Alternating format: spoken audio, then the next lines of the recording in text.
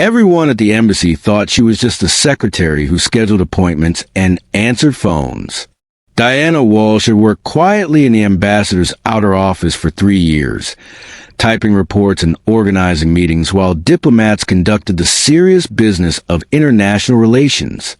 But when armed assassins stormed the embassy during the peace summit and bullets started flying through the marble corridors, Diana's movements weren't those of a frightened secretary seeking cover.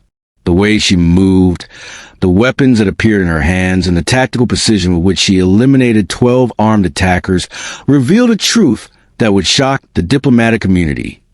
Their quiet secretary was one of the most lethal protection specialists in the world. Welcome to those who left a trace. Before we dive into this extraordinary story, tell us in the comments where in the world are you watching from today. And if you believe stories of hidden guardians deserve to be heard, hit that subscribe button. You make this community what it is. The United States Embassy in Prague occupied a magnificent 19th century building in the heart of the Czech Republic's capital. Its classical architecture and ornate interiors providing an elegant backdrop for the diplomatic activities that shaped American foreign policy in Central Europe. The embassy's third floor housed the ambassador's suite, where Ambassador Robert Thornton conducted meetings with foreign dignitaries, business leaders, and government officials who influenced the complex relationships between nations. And in the outer office that served as a gateway to these important diplomatic encounters, Diana Walsh had spent the past 3 years maintaining the careful balance of access and security that allowed the ambassador to conduct his duties while protecting the sensitive nature of international negotiations. To everyone who worked at the embassy, Diana was simply the ambassador's personal secretary, a competent professional in her early 30s who managed appointments with quiet efficiency, prepared briefing materials with meticulous attention to detail, and maintained a kind of unobtrusive presence that allowed diplomats to forget she was there while they discussed matters of international importance. Diana's background, according to her personnel file, was unremarkable. She had graduated from Georgetown University with a degree in international relations, had worked for several years at the State Department in Washington, and had requested assignment to Prague for personal reasons that were never specified but assumed to involve a romantic relationship that hadn't worked out. What distinguished Diana from other embassy personnel wasn't her diplomatic experience or her language skills, though she was fluent in Czech, German, and Russian in addition to her native English. What made her different was her habit of arriving at the embassy before anyone else, her tendency to work late after other staff had gone home, and her apparent fascination with the security procedures that protected the embassy and its personnel. But what none of her colleagues knew was that Diana Walsh's real name was Diana Castellanos, that she was a graduate of the CIA's most advanced protection training program, and that her assignment to Prague had nothing to do with diplomatic support and everything to do with protecting Ambassador Thornton from assassination attempts that the State Department and CIA knew were being planned, but couldn't prevent through conventional security measures. For 3 years, while appearing to work as a secretary, Diana had actually been conducting surveillance operations designed to identify potential threats to the ambassador while maintaining perfect cover that allowed her to observe and analyze security vulnerabilities without alerting potential assassins to the presence of enhanced protection. The Prague Peace Summit had been planned for over 18 months, bringing together diplomatic representatives from 12 nations to negotiate agreements that could reshape the balance of power in Eastern Europe. The summit was being held at the embassy specifically because Ambassador Thornton had been chosen to facilitate negotiations between parties who trusted American diplomatic neutrality but were suspicious of each other. But intelligence reports had been warning for weeks that several extremist organizations opposed to the peace negotiations were planning to disrupt the summit through violent means. The specific nature of the threats remained unclear, but the CIA and State Department security offices had coordinated to provide enhanced protection that included both visible security measures and covert assets that were unknown to most embassy personnel. Diana Walsh was the most important of those covert assets, though even the embassy security chief didn't know her real identity or capabilities. The summit began on a Monday morning in October, with diplomatic delegations arriving at the embassy under protection of Czech security forces and American diplomatic security personnel. The meetings were scheduled to continue for 5 days, with the most sensitive negotiations taking place in the ambassador's conference room under conditions of strict security and confidentiality. Diana had spent the weekend preparing for the summit by conducting final security assessments of the embassy building, reviewing intelligence reports about potential threats, and coordinating with CIA assets in Prague who were monitoring the activities of known extremist groups. But she had also spent time preparing weapons and equipment that were hidden throughout the embassy in locations that appear routine, but provided her with instant access to lethal capabilities if the summit came under attack. The first indication of trouble came at 1,430 hours on Wednesday afternoon, during the third day of negotiations, when Diana noticed unusual activity on the street outside the embassy. Through the third-floor windows that provided an excellent view of the surrounding area, she observed vehicles that appeared to be conducting surveillance, pedestrians who seemed more interested in the embassy building than in normal urban activities, and patterns of movement that suggested coordination between different groups of observers. Diana activated a discreet communication device that connected her to CIA operations centers in Washington and Vienna. Control, this is Nightingale. She transmitted using the code name that identified her to intelligence handlers who managed her covert assignment. I'm observing suspicious activity consistent with pre-attack surveillance. Recommend elevated alert status. The response came immediately from CIA operations. Nightingale, we're tracking similar observations from other assets in your area. Maintain normal cover activities, but prepare for possible hostile action. Diana continued her normal secretarial duties, answering phones and managing the ambassador's schedule, but she was simultaneously conducting tactical assessments of the embassy's defensive capabilities and the positions of diplomatic personnel who would need protection if the building came under attack. At 1,545 hours, as the afternoon negotiating session was reaching its most sensitive phase, Diana's trained observation skills detected the final preparations for what she recognized as a coordinated assault on the embassy. Control Nightingale, she transmitted. Multiple hostile teams moving into position around the embassy perimeter. Attack appears imminent. Initiating defensive protocols. What happened next would be remembered as one of the most sophisticated assassination attempts in the history of diplomatic security, and one of the most effective defensive responses by a single protection specialist operating under deep cover. The attack began with coordinated explosions at the embassy's main entrance and service entrances, designed to disable normal security responses while creating confusion that would allow armed assassins to penetrate the building and reach the diplomatic personnel on the upper floors. Diana was at her desk in the ambassador's outer office when the first explosion shook the building, but her response wasn't a panic that would have been expected from a secretary caught in a terrorist attack. Instead, she immediately activated emergency communication protocols while simultaneously retrieving weapons and tactical equipment that had been concealed in her desk and filing cabinets. All embassy personnel. This is emergency protocol activation. Diana announced over the building's intercom system, her voice carrying authority that stunned everyone who heard it. The building is under attack. Move to designated safe rooms immediately. This is not a drill.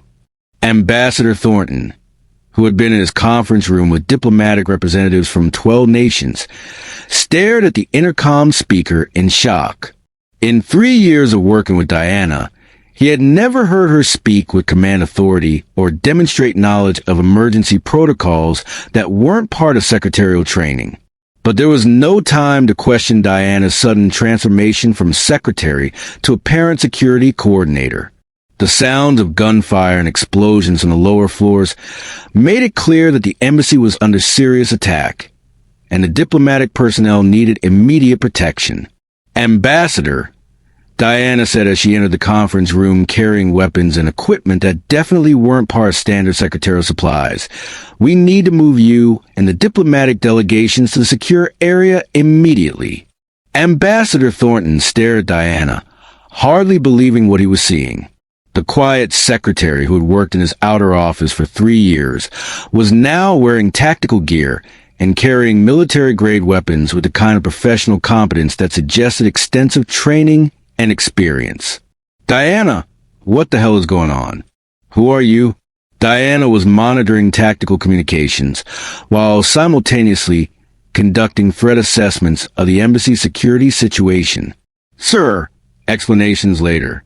"Right now, we need to move 12 diplomatic representatives to safety while hostile forces are attempting to reach this floor." The Czech foreign minister, who had been participating in the negotiations, looked at Diana with the same shock that was visible on everyone's faces. "Ms. Walsh, are you some kind of security agent?" Diana was checking her weapons and preparing for a tactical movement through the embassy's corridors. "Sir, I'm someone who's been assigned to keep you alive. Right now, that's all that matters." But Ambassador Thornton had additional questions that went to the heart of what was happening in his embassy. "Diana, how long have you been? Whatever you actually are." Diana looked at the ambassador with an expression that reflected both respect for his authority and confidence in her own expertise. "Sir, I've been your protection specialist for 3 years. The secretarial duties were cover for my real assignment." The implications of what Diana was revealing hit Ambassador Thornton like a physical blow. For 3 years, he had been discussing the most sensitive diplomatic matters in the presence of someone he thought was a secretary, but who was actually an intelligence operative assigned to protect him. "Diana, does that mean you've been reporting on our diplomatic activities?" Diana was monitoring communications from CIA operations while preparing to move the diplomatic delegations to safety. "Sir, my assignment was protection, not intelligence gathering. I've been observing security threats, not diplomatic negotiations." But there was no time for extended explanations. The sounds of combat from the lower floors were getting closer, indicating that the attacking force was fighting its way through the embassy security personnel and moving toward the upper floors where the diplomatic personnel were located. "Everyone stay close together," Diana ordered, her voice carrying the kind of tactical authority that made it clear she had extensive experience in combat situations. "We're moving to the secure area on the 4th floor. Do exactly what I tell you when I tell you to do it." As Diana led the diplomatic delegations out of the conference room and into the embassy's marble corridors, Ambassador Thornton found himself following someone he had thought he knew, but who was obviously far more qualified and dangerous than he had ever suspected. The embassy's corridors, which had always seemed elegant and peaceful, now echoed with the sounds of gunfire and explosions as armed attackers fought their way to defensive positions that had been overwhelmed by the coordinated nature of the assault. Diana moved through the corridors with tactical precision that indicated extensive training in close protection techniques. Her weapons ready and her attention focused on potential threats, while simultaneously coordinating the movement of 12 diplomatic representatives who had never been in a combat situation. "Stay low, move fast, and don't stop for anything," Diana instructed as they reached the stairwell that led to the 4th floor secure area. "If someone gets separated from the group, keep moving. I'll come back for them." But as they began climbing the stairs, Diana's tactical assessment of the situation changed dramatically. Through her communication devices, she learned that the attacking force was larger and better equipped than initial intelligence had suggested, and that they had succeeded in reaching the upper floors of the embassy ahead of schedule. "Control Nightingale," Diana transmitted. "Hostile forces have reached the upper floors. The secure area may be compromised. Requesting immediate extraction or tactical support." The response from CIA operations was not what Diana wanted to hear. "Nightingale, extraction assets are engaged with hostile forces outside the embassy perimeter. You're on your own for the next 30 minutes minimum." Diana processed this information while continuing to lead the diplomatic delegations toward what she hoped would be safety. But she was beginning to realize that conventional protection protocols weren't going to be sufficient for the threat they were facing. "Ambassador," Diana said as they reached the fourth floor, "the secure area may not be secure. I need to assess the situation before we commit to that location." Ambassador Thornton was beginning to understand that Diana's assessment and decision-making capabilities went far beyond what any secretary would possess. "Diana, what are our alternatives?" Diana was conducting tactical analysis while monitoring communications and maintaining security awareness of their immediate environment. "Sir, I can establish a defensive position that will protect the diplomatic delegations until extraction assets arrive, but it will require using capabilities that will reveal the full extent of my actual assignment." Ambassador Thornton looked at Diana, recognizing that she was asking for permission to drop her cover entirely and operate as a protection specialist she had always been. "Diana, do whatever you need to do to keep these people alive." Diana nodded, and when she spoke again, her voice carried the authority of someone who had been trained to make life-and-death decisions under extreme pressure. "Everyone listen carefully. I'm going to establish a defensive position in the ambassador's conference room. That room has the best physical security and the most defensible approaches. You'll stay there while I deal with the hostile forces that are trying to reach you." The Czech foreign minister stared at Diana with disbelief. "Ms. Walsh, are you saying that you're going to fight off armed attackers by yourself?" Diana was checking her weapons and preparing tactical equipment that had been concealed throughout the embassy for exactly this type of situation. "Sir, that's exactly what I'm saying." But Ambassador Thornton had realized something that made him understand the full scope of what had been happening in his embassy for 3 years. "Diana, when you say you're going to deal with the hostile forces, what exactly do you mean?" Diana looked at the ambassador with an expression that was completely different from the deferential manner she had maintained as a secretary. "Sir, I mean that I'm going to eliminate the threat to these diplomatic delegations using whatever methods are necessary." The implications of what Diana was saying hit everyone in the group simultaneously. Their quiet secretary was not just a protection specialist. She was someone who was prepared to kill to protect them. As Diana positioned the diplomatic delegations in the ambassador's conference room and prepared her defensive positions, the sounds of combat grew closer. The attacking force had succeeded in reaching the third floor and was moving systematically through the embassy, eliminating security personnel and searching for the diplomatic targets they had come to assassinate. "Control Nightingale," Diana transmitted. "Hostile forces approaching my defensive position. Beginning active engagement protocols." What followed was 12 minutes of combat that would be analyzed by tactical experts for years to come, as Diana Walsh demonstrated protection capabilities that exceeded what anyone thought was possible for a single operative working without support. The first group of attackers reached the ambassador's outer office at 1,627 hours, moving with military precision and carrying weapons that indicated professional training and substantial resources. They expected to encounter minimal resistance from diplomatic security personnel who might have taken refuge in the area.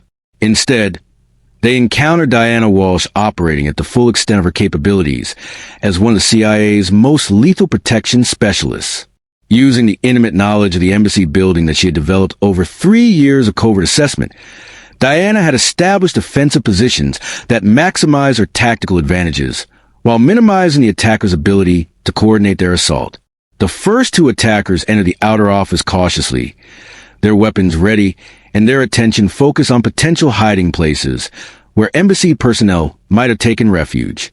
They never saw Diana, who had positioned herself with clear lines of sight and multiple escape routes that allowed her to engage targets while remaining concealed from return fire. The engagement lasted less than 30 seconds.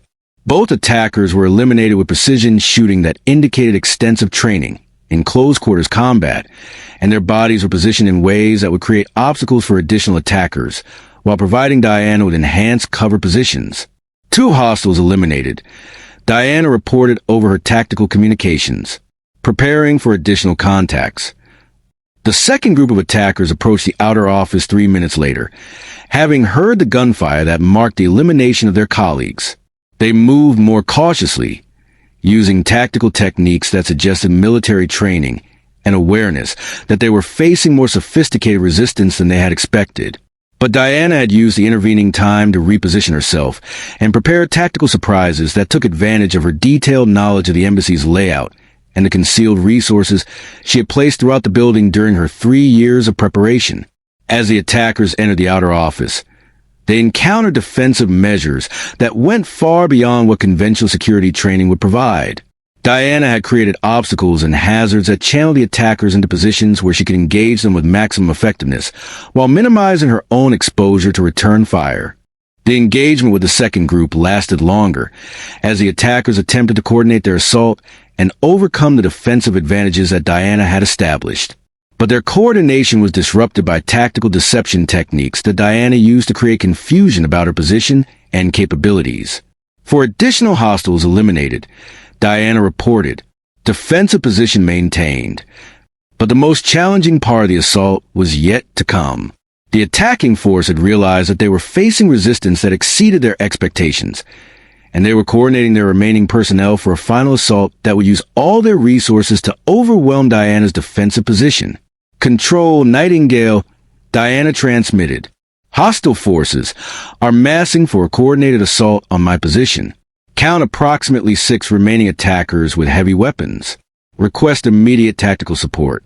The response from CIA operations was still discouraging. Nightingale, support assets are still engaged outside the embassy. Continue defensive operations. Extraction estimated in 20 minutes. Diana processed this information while preparing for the final phase of the assault.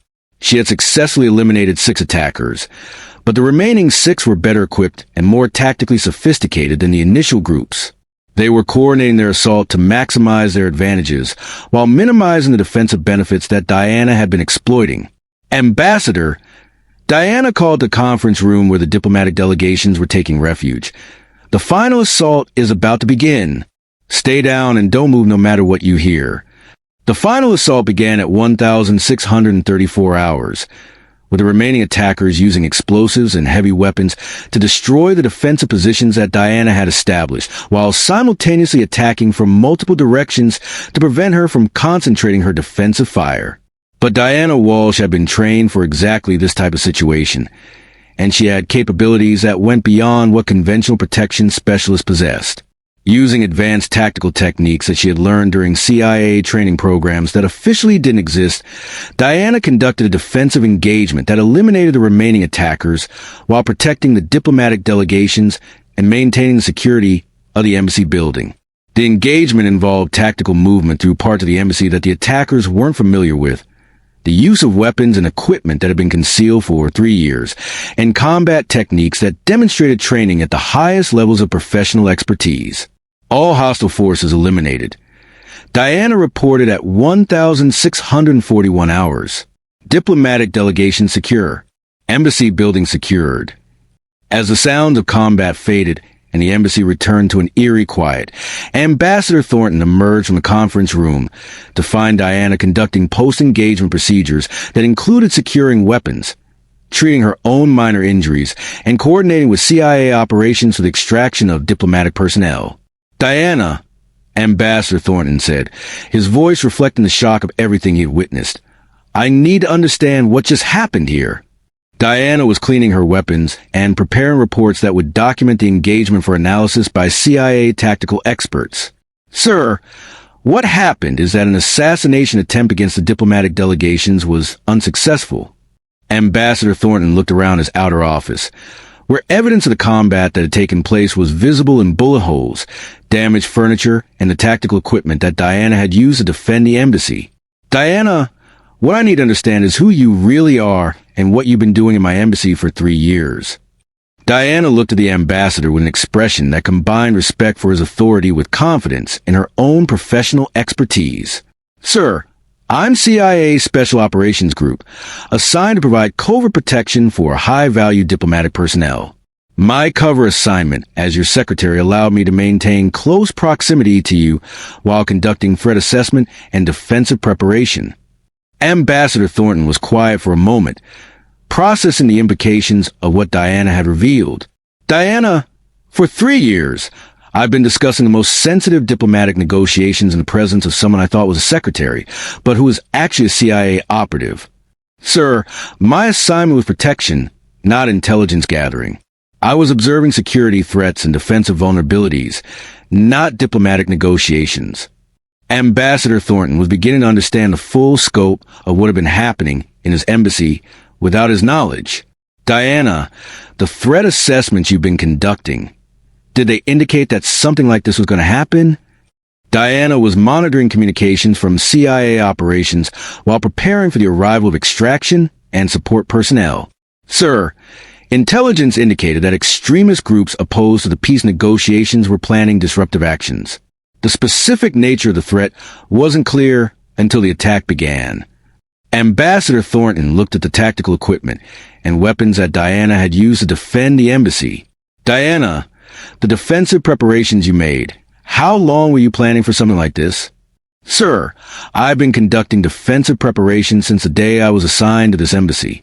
The weapons and equipment were positioned over 3 years of covert preparation for exactly this type of scenario. Ambassador Thornton was beginning to appreciate the level of planning and preparation that had gone into Diana's covert assignment. Diana, if you hadn't been here, what would have happened to the diplomatic delegations? Diana was quiet for a moment, considering how to respond to a question that went to the heart of why her assignment had been necessary. Sir, without enhanced protection capabilities, the assassination attempt would likely have been successful. The attacking force was too sophisticated and well-equipped for conventional diplomatic security to handle.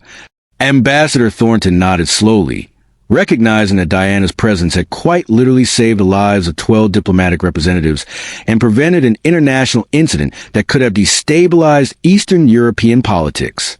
Diana, what happens now? Do you resume your cover assignment, or has your identity been compromised beyond the point where covert operations are possible? Diana looked around the embassy, where evidence of her combat capabilities was obvious to anyone who examined the scene. Sir, my cover identity has been compromised. The diplomatic delegations and embassy personnel now know that I'm not actually a secretary. Ambassador Thornton was quiet for a moment, then asked a question that had been bothering him since Diana revealed her true identity. Diana, how many other embassies have CIA operatives working undercover as support personnel? Sir, that information is classified, but I can tell you that enhanced protection for high-value diplomatic personnel is an ongoing priority for intelligence agencies. Ambassador Thornton was beginning to understand that Diana's assignment represented part of a larger program designed to protect American diplomatic personnel in ways that went beyond conventional security measures. Diana, the assessment you've been conducting of security threats and vulnerabilities, will that intelligence be used to enhance protection at other diplomatic facilities? Sir, all intelligence gathered during covert protection assignments is analyzed and used to improve security procedures and threat assessment capabilities for diplomatic personnel worldwide. Ambassador Thornton was quiet for a moment, then asked a question that would determine Diana's future assignment. Diana, now that your cover has been blown, what kind of assignment will you receive next? Diana was monitoring the arrival of CIA extraction personnel while coordinating with Czech security forces who were securing the embassy perimeter. Sir, that decision will be made by higher authority based on the operational value of my demonstrated capabilities and the intelligence requirements for ongoing protection missions. Ambassador Thornton was beginning to understand that Diana's successful defense of the embassy would likely lead to assignments that utilize her proven capabilities in even more sensitive and dangerous situations. Diana, the diplomatic delegations you protected today, they represent some of the most senior government officials in Eastern Europe. The intelligence and diplomatic relationships you've been exposed to during your assignment, how does that affect your future capabilities? Diana looked at Ambassador Thornton with an expression that reflected both the satisfaction of successful mission completion and the awareness that her assignment had strategic implications beyond the immediate tactical situation. Sir, the relationships and intelligence access I've developed during this assignment enhance my value for future protection missions that require understanding of diplomatic and political contexts. Ambassador Thornton was quiet for a moment, then made an observation that captured the essential nature of what had happened in his embassy. "Diana, for 3 years, I thought I knew who you were and what you were capable of. Everything I believed was wrong." Diana smiled for the first time since the attack began. "Sir, the most effective protection often comes from capabilities that remain hidden until circumstances require them to surface." 6 months later, the Prague embassy incident had become a classified case study in diplomatic protection and covert operations. The techniques that Diana Walsh had used to defend the embassy were being analyzed by CIA training programs, and her integration of long-term preparation with tactical execution was being used as a model for covert protection assignments worldwide. But Diana herself had been assigned to an even more sensitive position that officially didn't exist. As the director of covert detection operations for the CIA Special Operations Group, she was responsible for training and deploying protection specialists who worked undercover in diplomatic facilities, corporate environments, and other locations where high-value personnel required protection that couldn't be provided through conventional security measures. The program that Diana developed was unlike anything that had existed in protective services before. Instead of focusing purely on tactical response to threats, her training integrated long-term preparation, threat assessment, and strategic thinking with advanced combat capabilities and covert operational techniques. Protection specialists, Diana would tell new classes of CIA operatives, are not just responsible for responding to attacks. They're responsible for preventing attacks through preparation, deterring attacks through capability demonstration, and eliminating attacks through tactical superiority. Her students learn not just how to fight, but how to think strategically about protection in ways that integrated intelligence gathering, threat assessment, and defensive preparation with the tactical skills needed to respond to sophisticated attacks. But perhaps most importantly, Diana taught her students that the most effective protection often came from positions and identities that potential attackers wouldn't recognize as threats until it was too late to counter them.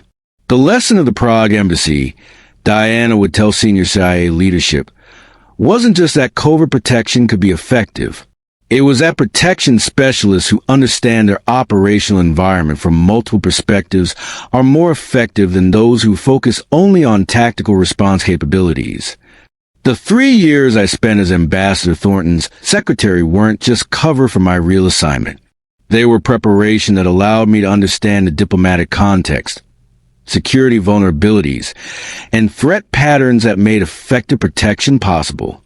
The diplomatic personnel who had been protected during the Prague embassy attack often spoke of the experience as transformative, not just because they had survived an assassination attempt, but because they had learned that their security depended on capabilities and personnel they had never suspected existed. Ambassador Thornton, who had been promoted and assigned to an even more sensitive diplomatic position, frequently reflected on the 3 years he had worked with someone he thought was a secretary, but who had actually been one of the CIA's most capable protection specialists. Diana Walsh taught me that diplomatic security is about more than just following procedures and hoping for best, Ambassador Thornton would tell other senior diplomats. It's about having people with the right capabilities in the right positions, prepared to do whatever is necessary to protect American interests and personnel.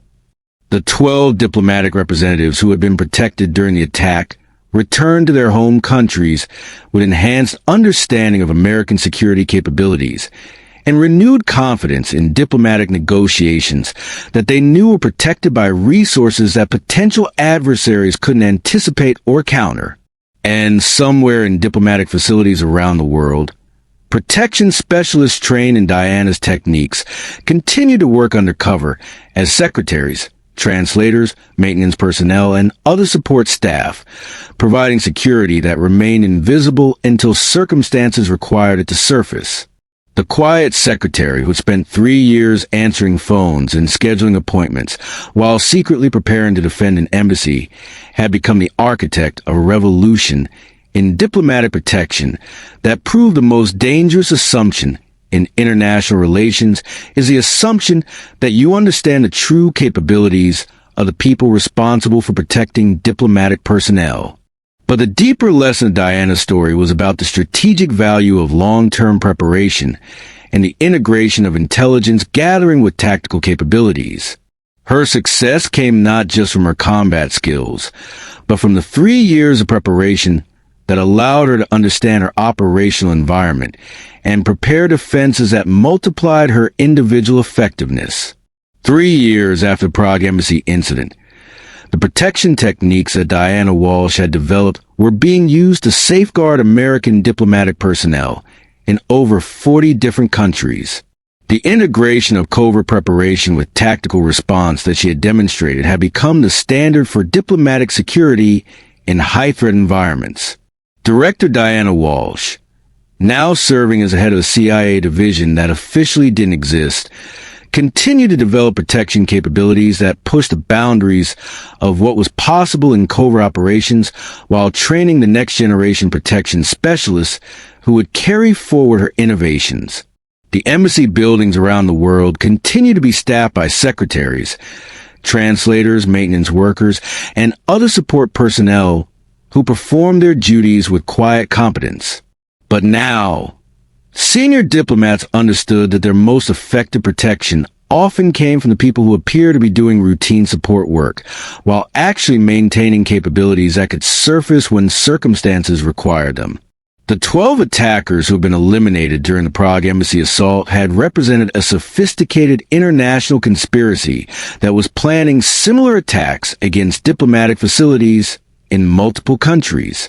Diana's successful defense had not only protected the Prague peace negotiations, but had disrupted a larger operation that could have destabilized diplomatic relations across Eastern Europe. But perhaps most importantly, Diana's story had demonstrated that exceptional individual capabilities, when combined with appropriate preparation and strategic thinking, could produce security advantages that exceeded what conventional organizational approaches could achieve.